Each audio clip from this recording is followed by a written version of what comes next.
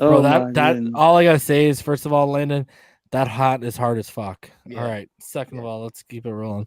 I'm asking about Yes, your You guys, that's okay. kind of the most important thing from our standpoint. I'm gonna grab a How drink do you quick. feel now? Gotcha. Have process been like for you, and what's the toughest part of this whole process? It's been cool. You know, I'm talking about just taking it one day at a time, stuff like that. Yeah. And what was it like when the Dolphins offered the opportunity to bring you back, even though you're not completely healthy? Were you thankful for it? Did you feel like you wanted to explore what was possible when you could get healthier and do a workout? I think, me and the Dolphins, we knew that, what I'm saying, we definitely wanted to be a part of the family, and we made it happen. Adam? Landon, did you need surgery? Because it looked like it was pretty significant the last time we saw you. He said, what you mean? Did you need surgery on your injury? What you may call surgery, I may call a sprained ankle. Come on. Which was it? Was it surgery or a sprained ankle? Those are two totally different things. No, I had surgery. You did? Yeah. How's the recovery going? Get ready for the ad, guys. Here. Dolphin? Landon, what's one thing you probably learned about yourself so far during this recovery process? How have you kind of kept upbeat during the whole thing? This is my first time really being hurt, you know what I'm saying? So it tests your mental because, never really had an injury. But at the end of the day, like just me, like how I grew up, like it's really nothing. Like I've been going through adversity my whole life, So it's just another bump in the road, but it's really not a bump to me. You know what I'm saying? I just lay the pavement. When you kind of get to that moment where you realize, okay, you kind of have your sorrows and then you realize you got to work towards getting better again. What's that feeling of inspiration like to you? I really ain't really had that moment. Okay. Travis? Hey, Landon, good to see you again, man. My question was about kind of starting out of the gates faster this year. I know that you've played with Coach Flores before, and this is your second year here with him in Miami. And starting 1-3 last year, you guys finished strong. Do you think there's something to, having so many new pieces in the defense in general that made you guys kind of start slower? And do you think you can make that kind of transition this year to start faster? A lot of things went on last year. You don't make excuses for anything, but you got to be realistic to what every team in the NFL went through last year. So you had some teams with a fast start that had a bad ending. You had some teams with a slow start that had a rise, in the middle and stuff like that. So you've seen it kind of across the NFL. And I think, with it kind of going back to some type of normal, with COVID and stuff like that, that teams will, be able to, not kind of start slow, like they did last year. And I'm just not speaking for us. I'm speaking for the whole NFL. And just personally for yourself, do you feel like your second year here in Miami with the staff and with this team might make it a little bit easier in the offseason to get ready for the season ahead? Yeah, you don't have that meeting everybody, shaking everybody's hand, trying to learn this person, that person, and stuff like that. So it should be, it's gonna be smooth. I'm comfortable with it. I think as a vet, you just adapt and you do your thing. Hal? Hi, Landon. By my count, there are currently 13 players on the Dolphins and Patriots who used to wear the other uniform. So given that you open against the Patriots this year, what's that going to be like? Another day on the job. like I don't really like hold grudges or nothing like that, Right. I left there on a good note. Bro, Hal sounds like he's gonna kick the bucket any day now. Y'all heard it. When I'm going against my opponent, like I don't really think about it. Oh, that's my partner. Like I want to kick it with him after. Like you guys have heard it. Like I'm trying to handler. You know what time. Omar, man. Omar, tell you people, man. Omar over there, smile. Omar, I seen your tweets too now. I'm just letting you know. Oh, I love this. I love this. Omar, as soon as you want that one-on-one interview, let me know, man. Man. Wait to hear the rest of it. What's your confidence level that she'll be fully back healthy? Start of training camp, start of regular season. That's Salam, right? Right now, I'm just taking it one day at a time. Yeah. When it's time for me to wake y'all up, I'm gonna wake you up now. But right now, I'm just taking it one day at a time. He's looking right Omar dead in the eye. Another quick How you one. doing, Omar? What do you know about your new linebacker partner, Bernard McKinney? Oh man, I'm from Houston. Like that, my family live in Houston. So I always knew of him just from being in the Houston area and stuff like that. And I feel like McKinney's a great guy, you know what I'm saying? Stuff like that. I can't wait to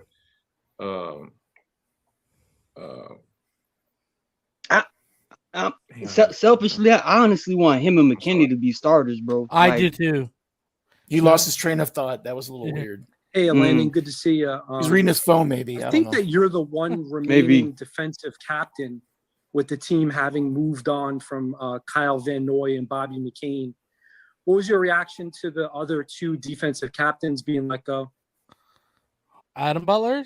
Yeah. No, the Miami Heat Butler. Oh, is it? What, I didn't know. I think. What is your reaction to the other two defensive captains, Van Noy and McCain, being let go? Oh man, real. They got to start letting me ask guys. questions in this thing. Yeah, man. I think so, man.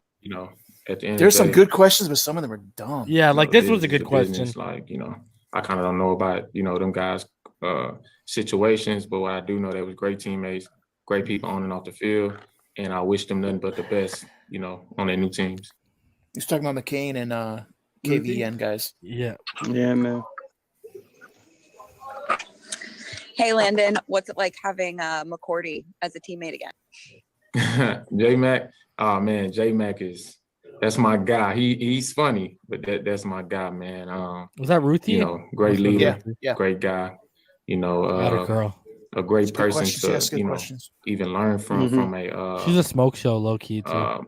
Off the field, type of guy. Give great advice, on and off the field. So, J-Mac, that's my guy, man.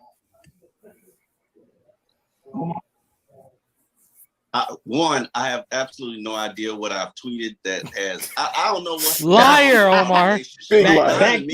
Backpedaling like Chan Bailey. Look at him. But watch him. He's gonna hit him. Omar said he wish he had that linebacker that just really like. I love it though. Omar. Like, to be honest, I don't take any of that personal. Like anything you guys do say, I don't take it personal. I love it. Like that. So. Don't think I'm a sensitive guy. I'm not sensitive. I didn't think you would. But I wanted to ask you, with as much exodus of leaders, I mean, only guys that's left is you and Jesse Davis from last year's leadership group. How do you instill that culture? How do you pick up where you guys left off last year from a leadership standpoint? That's a good question. I think you just, you get all the guys, ask everybody. Getting in, man. You just build that camaraderie. Like I said, this year will be so much different than last year because guys will be able to do that, and stuff like that. So that's what you do. Last year was kind of, you had to build it through the year so quickly, with training camp and stuff like that. So, it's nothing anyone else wouldn't have to go through in a regular NFL season, man. This league changes every day. And stuff like that. So it's about adapting. It's like week to week. We play against different offenses. We might be going against a true post style, and the next week going against the West Coast. You're gonna adapt. So we just gonna adapt to the everyone new in our facility, and from a team perspective, we just gonna come together as a team, learn each other, and put all the marbles and ducks in a row. Mm-hmm. I will take two more. Has your question been asked yet, Rhino? That you were? Landon, I'm glad you're not sensitive like some other guys. I'm trying to remember. I wanted to say, wow, Safid just took a dig, eh? Bro, rewind that. Is there a he's a real in the building that you feel I wanted to the marbles and ducks in a row. Watch if he takes a dig at the old guys who aren't on the two more roster anymore. Listen to Safid right Brandon, here. I'm glad you're not sensitive like some other guys on the team last year. I wanted to. Hey, Calvin, where you at? Roberts, about, the camaraderie and things like that. Is there a different energy in the building that you feel from players like yourself and the coaches of what maybe was that a dig at Fitz too? I don't know. KVN, most definitely. Linebacker. Players and coaches that love football. Where you called them the worst media in football, right? Stuff like that. Like, if it's a problem, we trying to fix it, and we don't really care how long it take. So that's the good thing about the building. It's no complacency, and stuff like that. And you just gotta understand, like, it could be for Fitz too. It could be for Fitz too. It's probably for. One Hal. Landon, obviously. Look at how it sounds like it's any day now, bro. Trying to help the defense this year. I hope not. If you met Jalen Phillips yet, and what your impressions of him, whether you've seen him on film or just in the building. Jalen, he's a great kid. Definitely excited about having him. Just like I'm excited about having all the rookies. I feel like all the rookies to this point is doing a phenomenal job, doing what the coaches need for them to do. And I feel like him and his rookie class, they're gonna do what they came here to do, and hopefully all of them have a great year. Can you imagine a team just full of soldiers? Damn. Damn, ready to take Brian Flores' orders. Yes, sir. Got to buy in for that, bro. For sure. I think they will. I think they will. I think they have. I think they definitely have. It's amazing. All right, so this was the best one of the day. Myles Gaskin says a lot of interesting things. We'll stop these ones. We'll talk about it and we'll get into it. But he definitely had a really good interview today. He's the man. More bitter that I missed it, but all right. Thanks for taking the time to talk to us. RB1. When you look back on last season, what are some things that you're most proud of, and what are some things you wish you could have done better, man? I'm just proud of how we finished as a team. I was proud of how I handled my recovery of my injury, just missing a couple of games. Just kind of how I finished, and just kind of for myself coming in this next season, just working on staying healthy as much as I can. I know I missed a few games with my knee and COVID. Just being able to just missing those games kind of hurt myself, just kind of hurt the team and hurt myself in my own eyes. So just trying to work on staying healthy, trying to take care of my body, trying to work on a lot of things so things don't come up during the season. Just keep playing smart. Yep.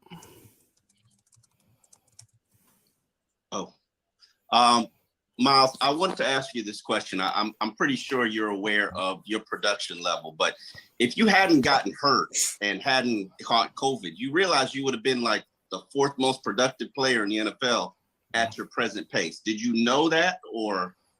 I had heard things like that, but I mean, I guess it's like a compliment, but I wasn't. So, you know what I'm saying? At the end of the day, I mean, I liked how I was playing, but I did miss those games, and that's not a factual statement. You know what I'm saying? You never know what happens in those games. So I appreciate that just kind of being brought to light. But I mean, that's my point of being healthy all this year as much as I can. Obviously, football's football, things happen, but just trying to do as much as I can to make sure my body is able to go through a 17+ game season with the playoffs.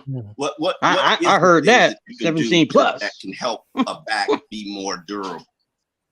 Don't miss out on more free stuff with your Triangle credit card, so you can put the ball in basket. Shut up, Visa. All right, so I like that answer. It was kind of the same as what Javon Holland gave on the weekend. If you guys saw Javon Holland's media availability, where they brought up his 9 interceptions in college, and he said that was college. They asked him about being a ball hawk, and he said, "I haven't learned how to be a ball hawk at the NFL level yet." Yep. Very similar. And he immediately retreated to, I'm going to learn from the best, though, like Xavier Howard. He's going to pick his brain and see how he does it at such a high level and try to implement it in his game. So, look, I remember that precisely, and what Myles Gaskin is saying right here, sane, B flow, right to the point. answer. Yeah. Good things to hear. Like you said, 17 plus games. Yeah, that's a good pickup, Martin. I didn't love pick that. that up the first time, but yeah, there you go. Love that. Yeah. Playoffs, baby. Let's go. Work on knee health, ankle health, things like that. Work on stability, just being more like sure. Just work on those small muscles. I did a lot of Pilates when I went back home to Seattle. That's good for I yak. think that helped my body. Just working on the small muscles, working on like awkward movements, and Yes, sir. moving your body. Like I said, moving your body awkwardly. Just new things I haven't done in the past. I think that would take my game to the next step. Josh. Hey, Miles, good to see you. I like the background. Yeah. Hope you've been having a good off season, man. It's Hey, Josh Holtz? Tracy Ford has Josh Tolentino from The Athletic. Okay. Just kind of explain what he's meant to you over the past couple of years, specifically, this offseason coming off your best year, and like you said, the training regimen with your health and just everything he's meant to you. Absolutely. I've known Tracy since I was 15 years old. I've been training with him every opportunity I've had, every time I'm in Washington. And he's obviously been a trainer, helped me with my football, but he's been a real big mentor for myself, just kind of being around a lot of guys that have been in the league. He knows a lot of guys at the Seahawks, like Bobby and KJ. So he's been around a lot of top shelf players, 2 Hall of Famers in my eyes, just being from Seattle, watching Bobby and KJ play. And he just kind of coaches me up on how I need to work when it's the off season, like what you should be doing right after the season, what you should be doing like right before OTA. He looks not jacked, necessarily. I feel like in my younger years, especially in college, I'll be working out in like February, like I was gonna play a game. He does look like he's been in a man cave like the entire off season. But just kind of teaching me, showing me those ropes on how to treat your body as a professional, how to be a professional, and things like that. It definitely helped me last year. And going into this year, we talk every day, talk about what I need to be doing. He gives me workouts all the time. So yeah, man, that's my dog. I appreciate it. And if I could just follow up on one quick on that. Obviously, Savon has His meant traps a lot just to, look huge. Both of you guys. Yes, they do. For a little Really good guy, to they're have him huge. kind of man. by your side throughout this past offseason as you've had, the years prior at Tracy's gym. It means everything. Just having a Shut brother up, with you at Pyro. all times, and then having a guy to compete with. I mean, obviously we best friends. We love you, Pyro. Definitely when we compete, like we be going back and forth. He'll win some, I'll win some. We get mad at each other. Like the other day we was racing. I didn't even feel like I had lost a few. I didn't even feel like talking to him on the ride back. I was sitting in the car just silent. I was so mad. So I mean, just having somebody to compete with, especially having like a real friend to compete with, talk about the playbook with, all that type of stuff. Like we be quizzing each other at dinner and stuff like that. So it's cool, man. Adam? It was important for you to be back for these voluntary workouts. You flew across country to be a part of it. Why did you think that it was your best interest to be here this week as opposed to what the NFLPA was asking the membership to do? I'll just speak for myself. I just need to get up out of Seattle, to be honest. Florida's Florida. Yeah, I mean, everything's I agree. open. I'm living it up here in Canada, Just bro. the weather. I mean, I got an apartment here. I ain't trying to just, you know what I'm saying? I ain't paying an apartment not to stay there. So I have my other reasons for myself. And obviously help me learn the playbook, be on site. I mean, we got everything you need here, but there's definitely a mix of football and just trying to get up. I was living in my parents' house, so you know how that goes. It's cool and all. You're free, bro. You know. And a follow-up, if I may, how was the turnout today? How many of you all were there? It was good. I mean, it was a good amount of us. I think a lot of guys. It was good to. I know we've been having these Zoom meetings, so it was good for guys. I think guys were excited to get out there to walk through it. I mean, it was very slow paced, but just getting in that huddle, just having somebody call a play is different than just like reading off flashcards or sitting in this type of setting in a Zoom setting. So it felt good.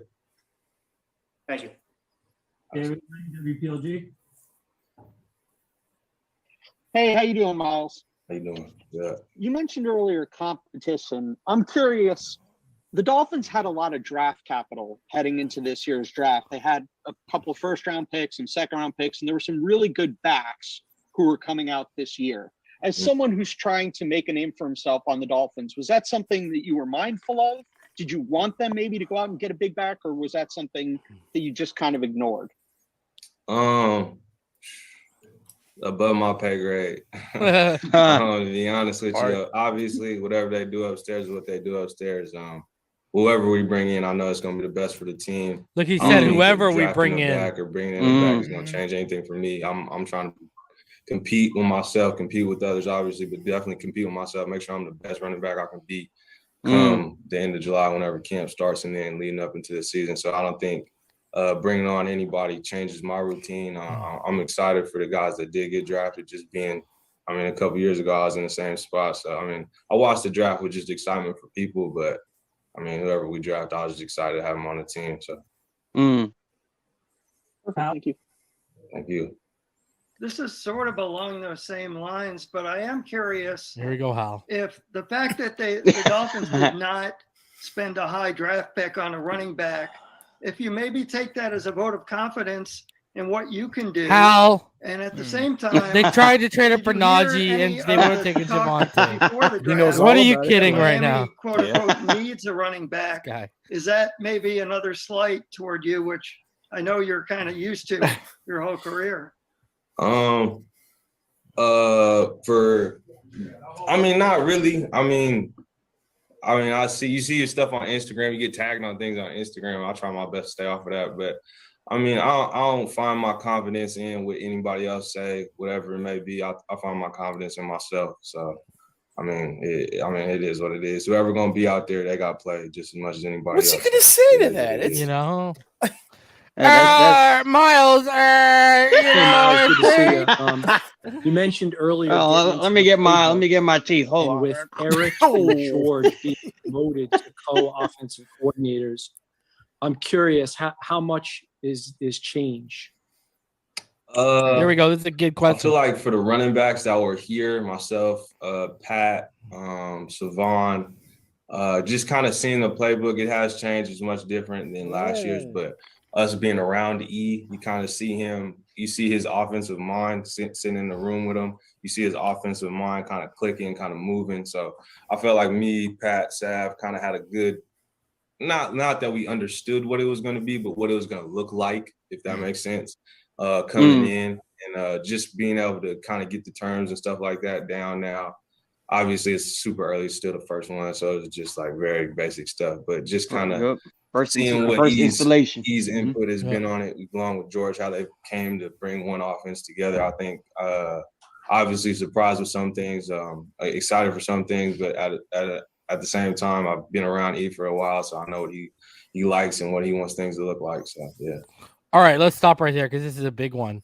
So Myles Gaskin basically confirmed what I've been trying to tell people for months since we saw Najee Harris on the Pat McAfee show, when Najee Harris was telling everyone that he's seen our playbook and it's very similar what they're running at Alabama, just different terminology. Right. Now Myles Gaskin, that sleepy, dopey Chan Gailey is out of town. He's confirming that they have changed the playbook and it's much different than what it was last year.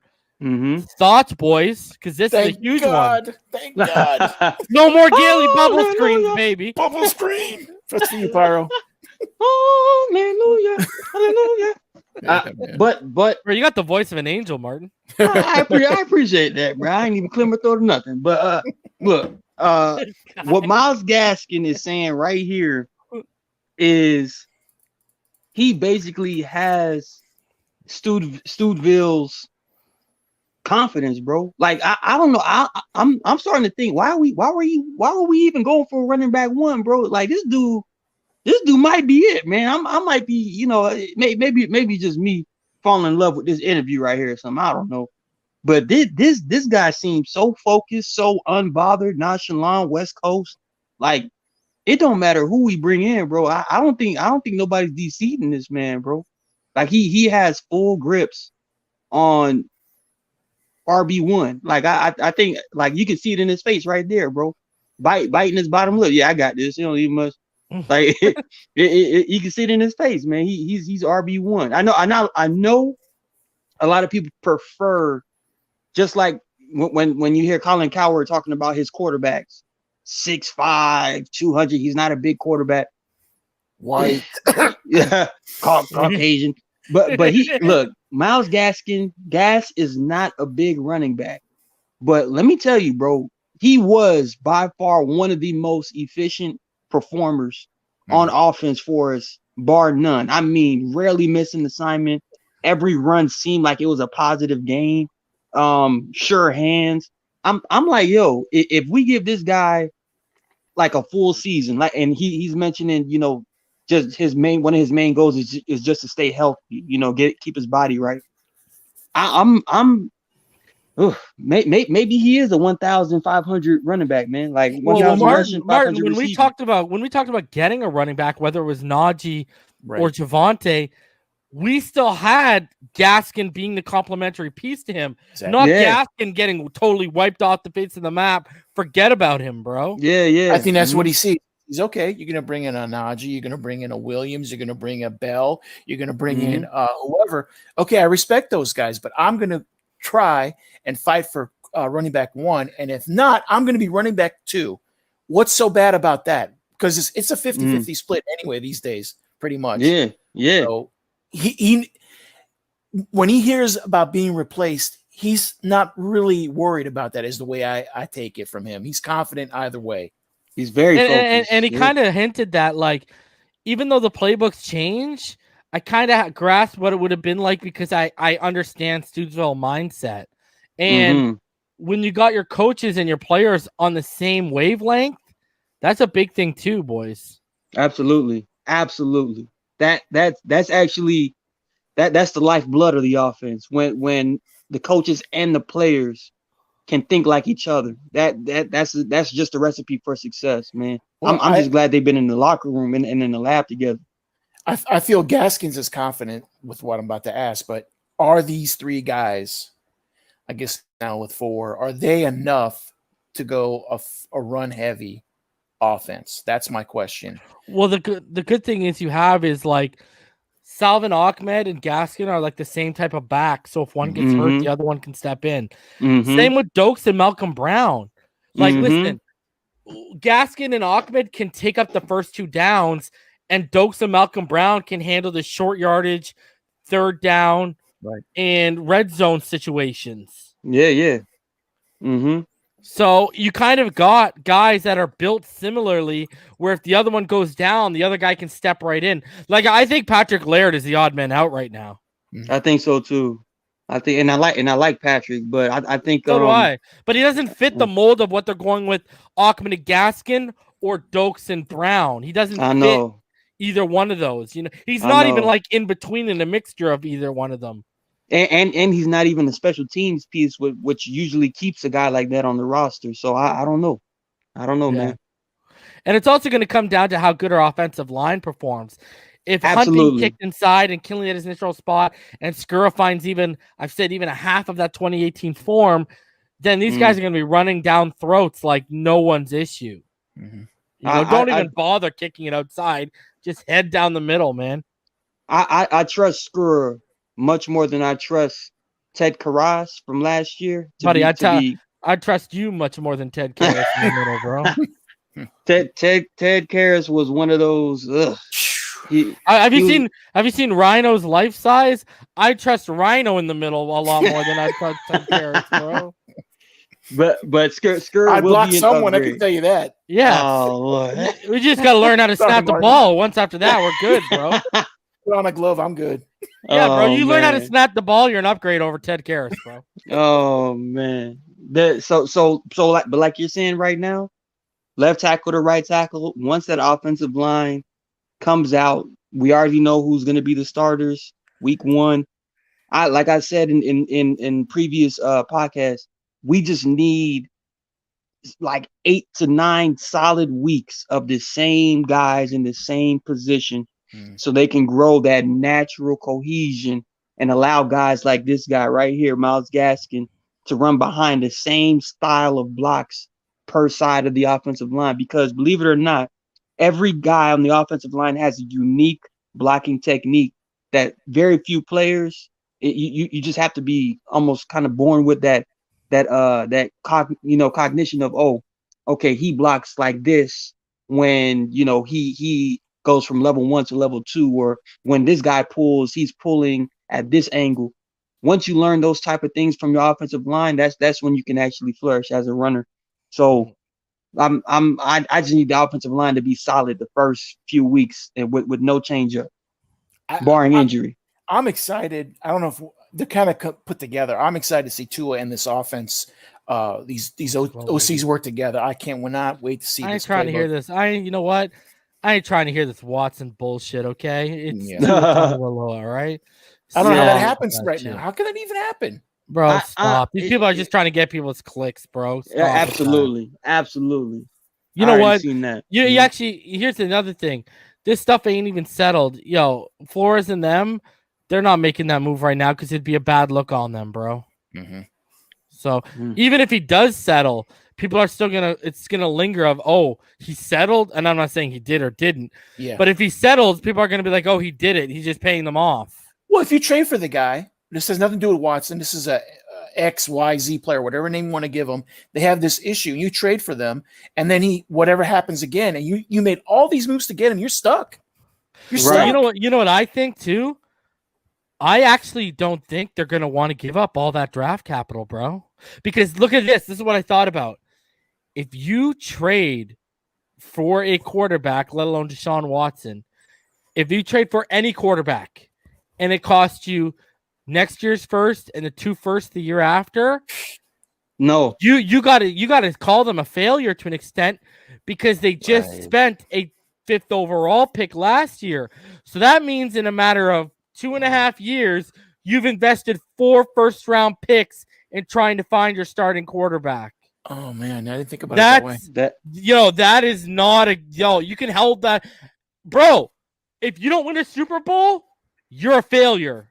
You better hope you win a Super Bowl right away, because if not, you've invested 4 first-round draft picks in 2.5 years on trying to find your guy, and we are going to expect results, bro.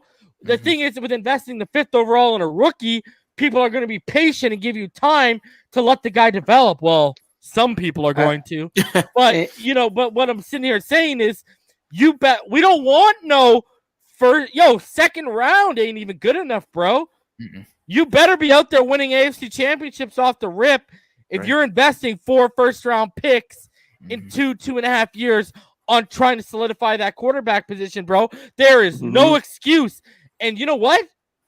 You got 2 years. If I don't get that Super Bowl, your ass is trash, bro. I mean, sorry, bro.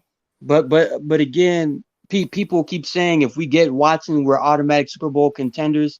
I would pump the brakes a little bit because has Watson, he been to a Super Bowl, Martin? Not on my watch. Not that I've known. And this is no knock on Watson, but every time Watson goes head to head with formidable, playoff contender, Super Bowl contending quarterbacks, he gets knocked off. And mind you, the Houston Texans teams that he played for, 2017, 18, 19, like they were decent, bro. Like they were, bro. Yeah, they had players on both sides of the football. Bro, he had Jadeveon Clowney and JJ Watt at one time on the same side of the football, bro. And Tyrann Mathieu, like he had like really good teams.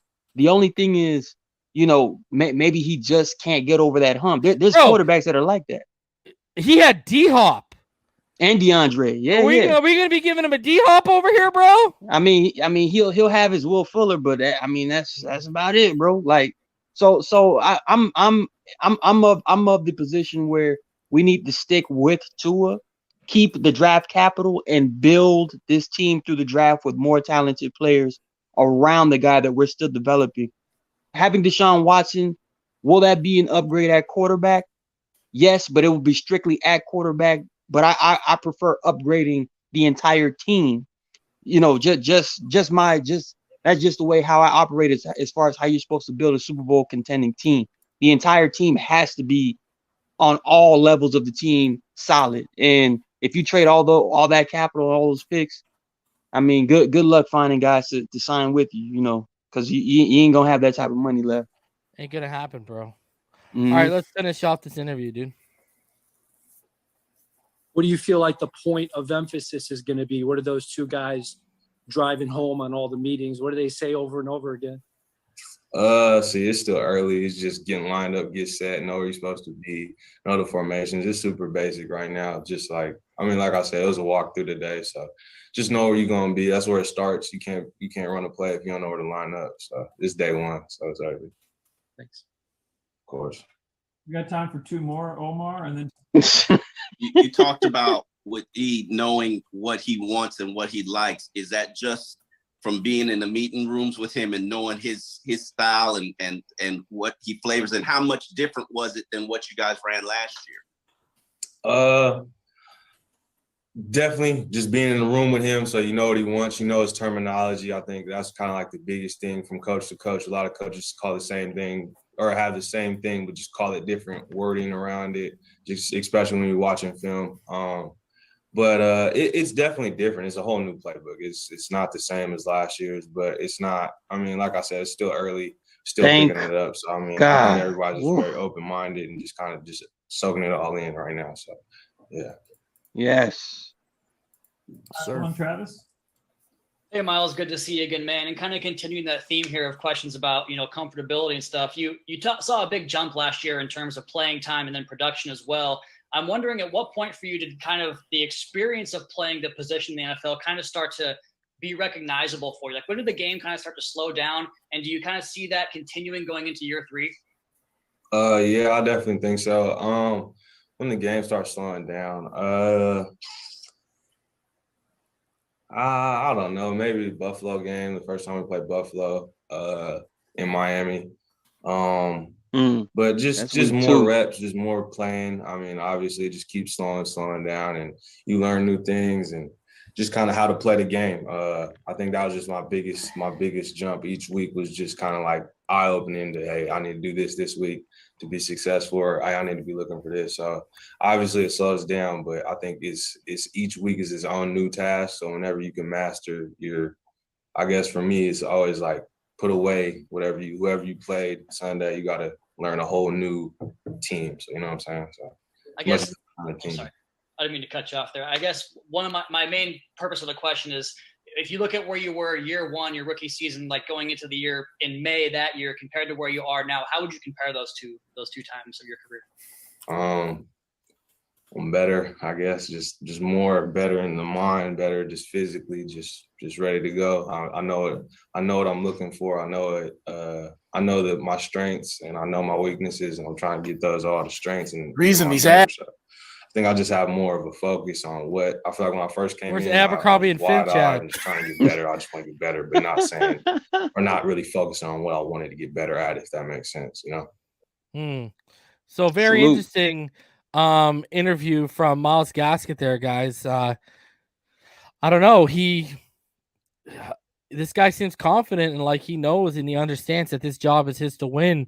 We got a couple other things we're going to get into. We're going to break down now the whole Joe Rose and Brian Flores interview, and we're going to take a look at the Miami Dolphins' strength of schedule.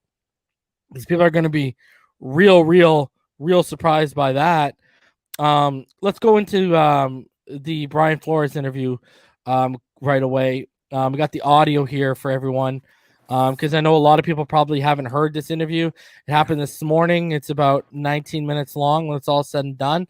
And it's at 31 seconds right now because I skipped the ads. All right, let's rock this. Yeah, what a humanitarian. It's time to bring on the audio, head yes. Dolphins coach Brian Flores. Coach, good morning. How you doing? I'm doing well. You guys got me? Yeah, we got you. Hey, are you kidding? We're ready to go here. Hey, Coach, first of all, you're going to have a chance to get out and see these basketball or hockey games as these playoffs start up. You may see me at a couple of these games over, the really Panthers might not have many left, Flo. Panthers, I know. I've just, you guys talking about them just last night. Tough loss. Exciting game though. I was at the edge of my seat. So I was to say, yeah. I'm looking forward to catching a couple games.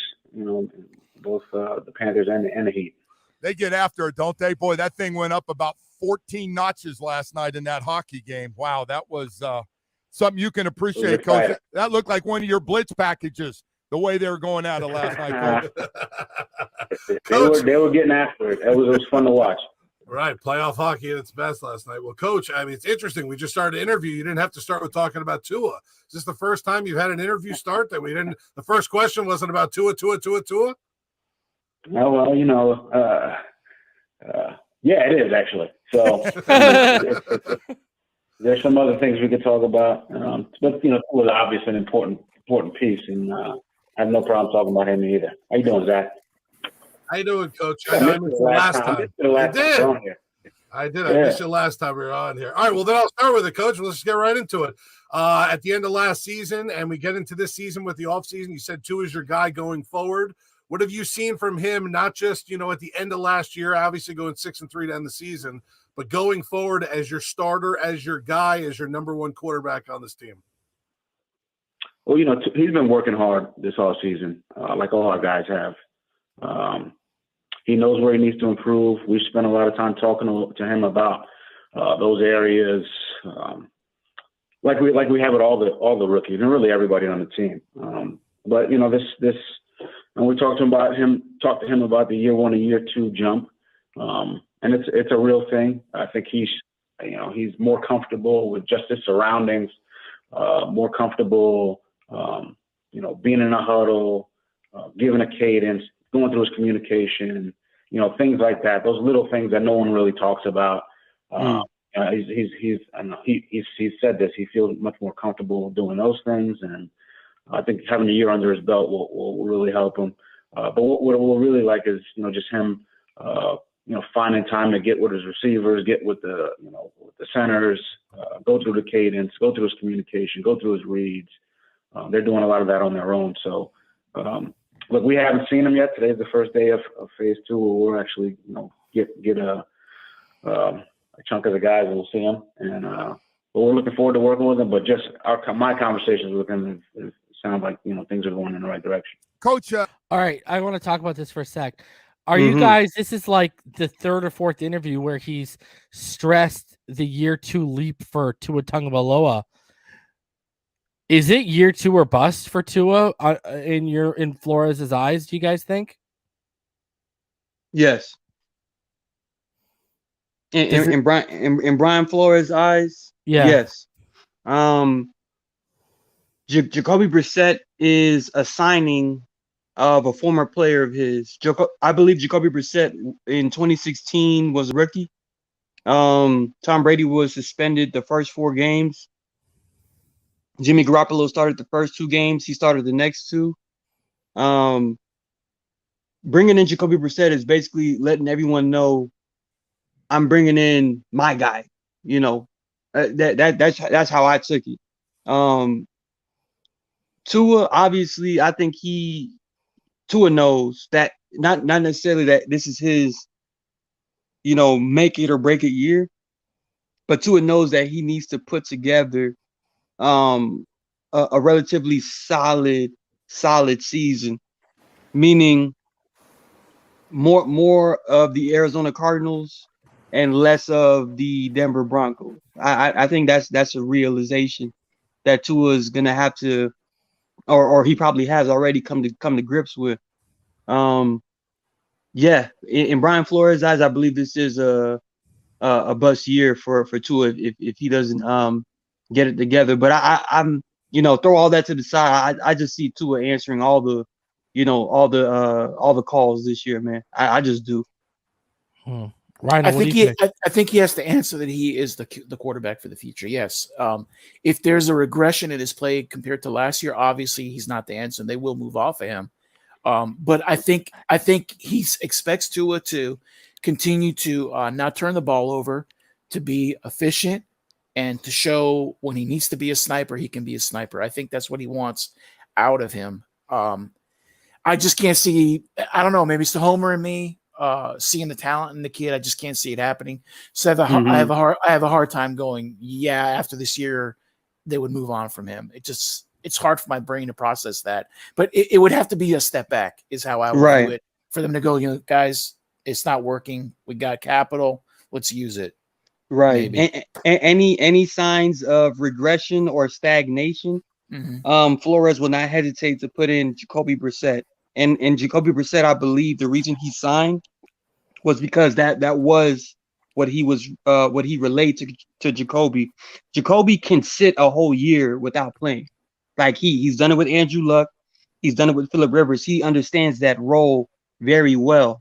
So even if Tua, performs at a high level to where Jacoby will never see the field, Jacoby is still content with being behind the scenes and still supporting his quarterback that's in front of him. Jacoby, he knows what to do. He knows what to say, in that position.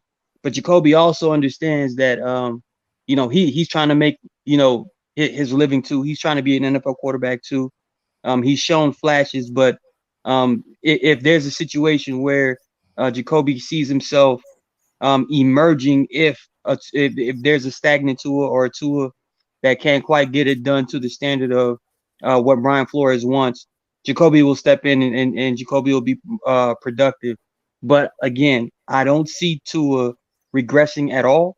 And the step forward, that year 2 leap, is everything is in Tua's court. Like the ball's in Tua's court. He's trained this offseason. He's been dug into the playbook this offseason. And I just see Tua like responding in the way like how he responded during the Elite 11. I just see it happening. He spent his whole football life competing. So this is a good thing. So and he's always risen to the top. He's always shown effort. He's shown improvement. So I just can't imagine it's going to change now with all the damn work he's putting in now, man. I know. That's why I just don't see him regressing at all. All right, let's keep it rolling. I know every team's a little different on this phase 2 with which veterans will come and not. You have a pretty good feel for which guys. Are you able to talk to most of your veteran players and get a good feel for who may show up and who may not for phase 2? Well, I mean, it's like, every team, it's this part of the year is voluntary. So as far as who's going to be here, we won't know until we get out here. But I know we will have some guys here. And, as a coaching staff, we're excited to work with the guys who are here. And we'll coach them and try to help them improve and get better on their fundamentals, their technique, their understanding of the scheme. And we'll work with the guys we have. But, I've been in contact with, all of our players. And I know some of them are here, but we won't know until, we get out there today. Coach, it's got to be fun. So you spent all off season. I know you were at pro days. Heck, we got to watch them. I felt like I was watching you go around the country, you and Chris Greer. And so why that's all going on, and then you finally get a chance to draft those guys and get them together. How much fun is that for you to finally get all that rookies, especially all those guys together, those top picks together, and going, wow, I got them under contract. They're my guys. It's great. I mean, anytime you can add talent to the roster, we're excited about that. Excited about that as a coaching staff. Excited about that as an organization. But we got to get these guys coached up. Right. So it kind of shifts quickly to excitement to, hey, we got to teach these guys how to be professionals, how to study the playbook, how we practice, and the things that we're looking for in the Miami Dolphin, which are guys who are tough, who are smart, who are competitive, who love to play in our team first. So we just try to get that into their heads and into their fabric as quickly as possible, and then they'll be here. The rookies will be here today with the veteran players. So they got a lot to learn. They got to learn all their teammates' names. They got to learn the playbook. They got to get acclimated to the heat down here. I mean, they got a long way to go. But it's a hardworking group, I think, of rookies, and we're excited to get going with them. Head coach of the Miami Dolphins, Brian Flores, joining us right now on the Toyota of Hollywood hotline. Speaking of one of the rookies, Jalen Phillips. What was your first impressions of him, seeing him, on the field a little bit for you? High motor guy. We saw him at the University of Miami. What was your first impression on the field of Jalen Phillips? On the field, he's obviously is a talented guy. He's fast. He's got some quickness. Hey, Reason, I don't know if you caught that right there. He did a good job as far as what? When Flores was in the process of beginning to answer about Jalen Phillips, there was a level of excitement that he was about to dive into that he had to draw back. He was like, he literally pulled back a lot of his excitement and said, well, he's a talented player. Yeah, he loves him already. Yeah, I agree with that too, bro.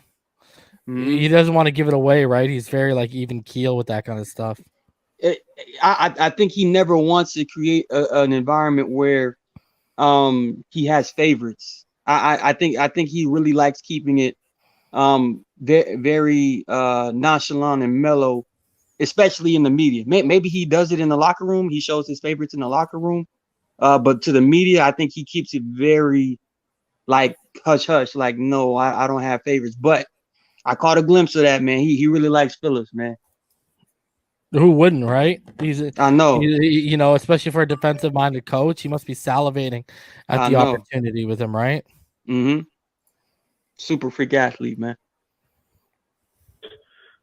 Taking what we taught him in the meetings to the walkthrough and then onto the practice field. So I thought he got off to a good start. I think all the rookies got off to a good start. For a couple of days, we didn't inundate them with a lot of information. We just wanted to get them out there and just get them get the basic fundamentals and techniques taught, which I thought Jalen did a good job with those. Coach, just jumping around on your draft a little bit, Liam Eichenberg, you see him as a right tackle, or what have you guys told him so far? He could be playing different positions. How do you see him once everybody gets together? What positions will he play? Well, we tell anyone who steps into the building, your role in this team is going to be what you make it, and that's probably one of the first things we said to the rookies. And we also say that versatility is big in this league. There's only 48 active roster spots, so you can play multiple positions. If you can do it physically, mentally, that'll only help you. So. And Liam's got the ability to do that. He's played a lot of left tackle. We'll play some right, could play some guard. So, but that's the case for all the rookies and really everyone on the team. The more you can do, the more we're able to do just from a scheme standpoint, and it helps us from a depth standpoint. So that's kind of part of our opening conversation with anybody who steps into the building, and that's definitely the same with the rookies. Coach, sticking with the offensive line for a second, how important is it for you as early as you can to find your quote-unquote five for the offensive line, maybe their starting five? Is it important to find it while you're in the middle of training camp, when you start training camp, to kind of name, how important is it, and when's the right timing for that, do you think, to give them enough time to gel together as a starting five? I think in a perfect world,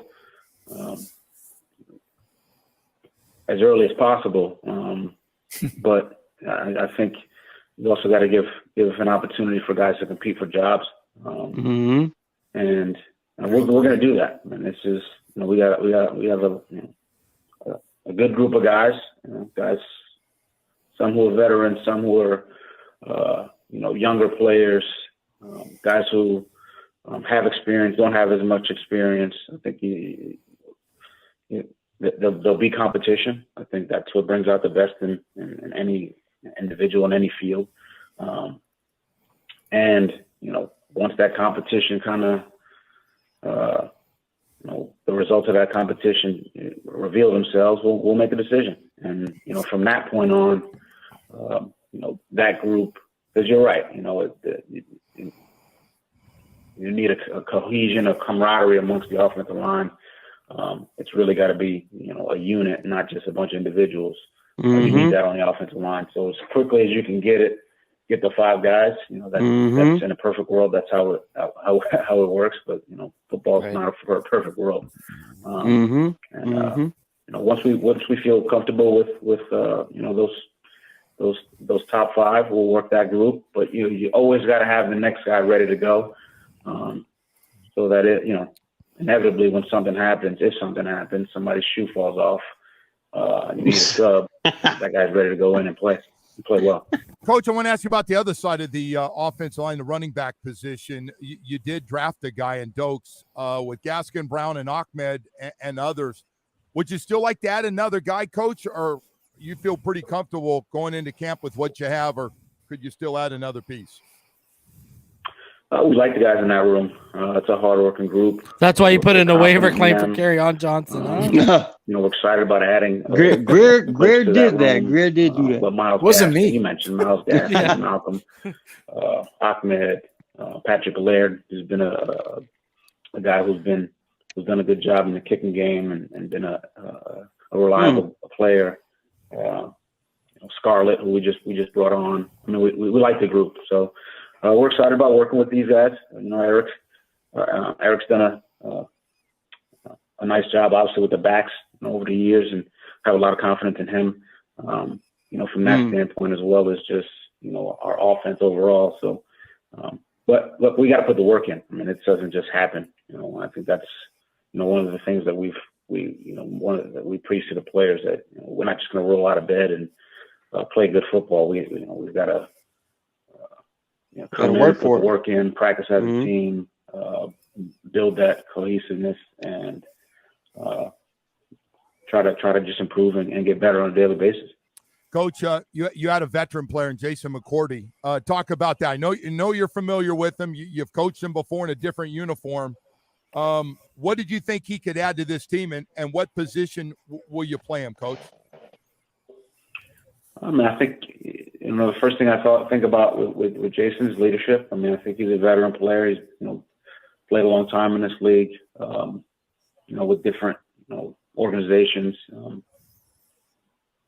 So from a leadership standpoint, I think his professionalism, his intelligence. I mean, I think that'll help us. As far as where he'll play, I mean, that's another thing that we like is his versatility. He's played corners, played safety, he's played nickel.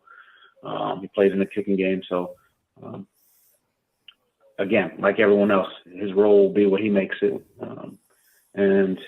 But there's opportunity for him to play in a variety of spots, and we just got to see where it how it all falls. I mean, that's a good group as well.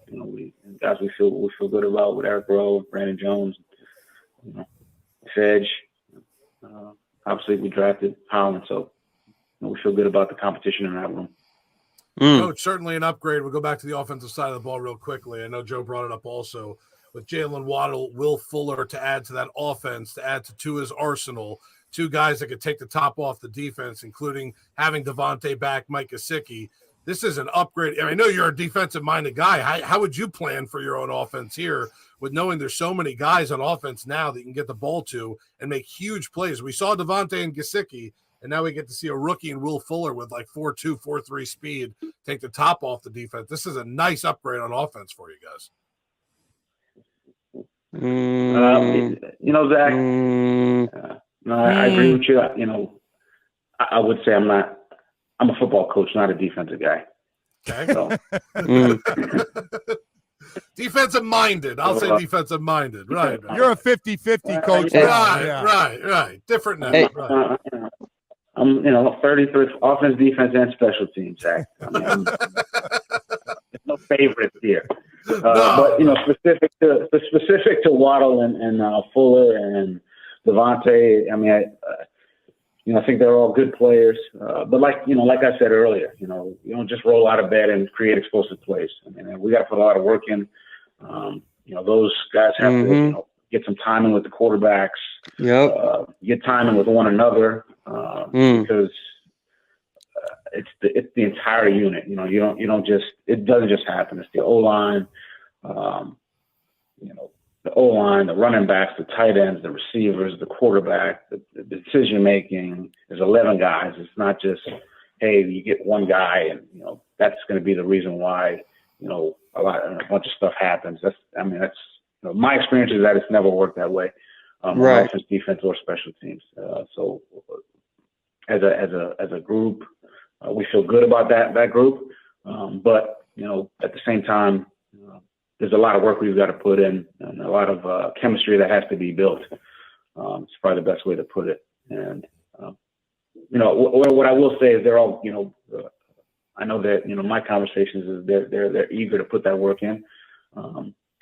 They're all hardworking guys. They're all football's important to each one of the players. And when I say that, I'm talking about everyone on the offense. So I think we just need to put the work in and develop them all, and that'll give us the best chance. And it's hard to win in this league, and we got to get everyone kind of moving in the right direction if we want to put our best football out there. Hey, Coach, before we let you run, and we appreciate you finding some time after your days, a few days with your rookie class here for coming on with us. I'm always curious, though, as you bring in all these guys and you go through all this draft stuff, how about the popularity right now of the NFL draft? We got more Mel Kiper juniors out there now and mock drafts. You kind of pay attention to it because everybody's got their favorite players, Coach, for you to pick and you and Chris to pick and everything else. You follow any of that stuff? I think, do we follow it? I mean, I think it's in your face so much that, that's honest. I think there's no way to not follow it. And look, if any of us see anything Dolphins, we look at it. But look, Chris Greer and his staff do Phinside the NFL phenomenal job, just from I don't know. Scouting, let's call it a scouting standpoint, and we kind of pinpointed the guys that the types of guys we're looking for, the types of guys we want to work with, the types of guys we think will help our team, and